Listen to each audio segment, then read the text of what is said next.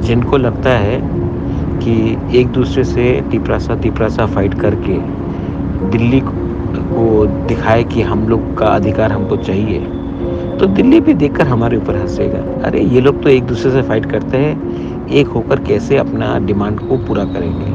हमारा कमज़ोरी आप हमेशा बोलते हो कि इसने हमको दबा के रखा, उसने हमको दबा के रखा।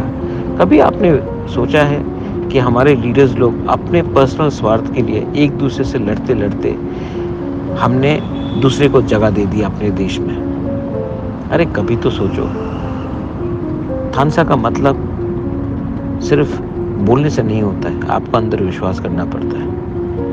और जब दिल्ली में हम लोग बात कर रहे हैं, तो इस समय झगड़ने से हमको कुछ मिलेगा या हम कुछ हारेंगे, ये आपको समझना चाहिए। जो लोग नहीं समझते हैं, ठीक है वो अपना दुकान चलाएँगे, बिज़नेस करेंगे, लेकिन जिसको अपने कम्युनिटी को कुछ देना है, उसको लगता है कि मैं ये फ़ाइट कर रहा हूँ, लेकिन ये लीडर लोग खुद ही नहीं समझते हैं कि ये फ़ाइट अगर हम जीतेंगे, तो हमारा पूरा कम्युनिटी जीतेगा, सिर्फ़ मैं अकेला नहीं जीतूँगा।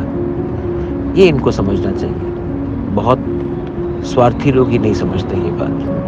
मेरे तिपरासा लोग, आपने मेरे ऊपर विश्वास किया, मैंने आपके ऊपर विश्वास किया। मैं फ़ाइट कर रहा हूँ। कभी-कभी अकेला लगता है मुझे कि मैं अकेला फ़ाइट कर रहा हूँ। लेकिन फ़ाइट कर रहा हूँ क्योंकि मैं चाहता हूँ कि महाराजा वीर विक्रम का नाती भी अपने लोगों को कुछ दे। खुद के लिए नहीं रखे, लोगों को कुछ दे।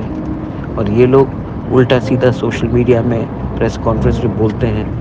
इनको मालूम नहीं है कि आने वाले दिन में इनका बच्चे का क्या होगा, नेक्स्ट जनरेशन का क्या होगा। इनका ज़िंदगी तो गया, अपने बच्चे और अपने दोपा के नेक्स्ट जनरेशन को भी ख़त्म करने की कोशिश में है ये। क्योंकि लालच है। लालच से कुछ नहीं मिलेगा, विश्वास और थानसा से कुछ मिलेगा। दिल्ली के सामने एक होकर एक आवाज़ में बात करो, अपने आप को कमज़ोर करके हमें कुछ नहीं मिलने वाला है। This is Bubagra messaging to all इस तिपरासा पीपल।